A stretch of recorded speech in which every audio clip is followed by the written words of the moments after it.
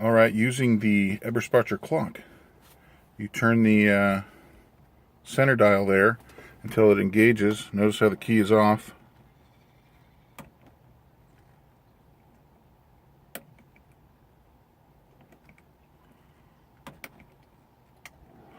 There you go. Funny thing is too, is also lights the switch up. The switch is off. This thing's off. So I don't know if I wired it incorrectly or what, but it's actually a pretty cool indicator because that will go off when you shut the heater off through here. But the key is off. So this is standing 24-hour timer, which I am not 100% sure on how to use and set that yet. I just know how to turn it on for the moment to turn the heater on while the ignition is off. As you can hear, the heater in the back.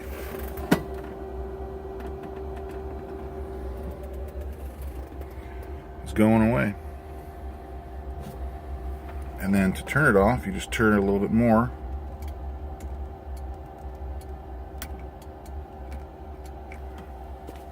So the pump is off, and the heater will go into cool down mode and shut itself off. Fire's already dissipating right now.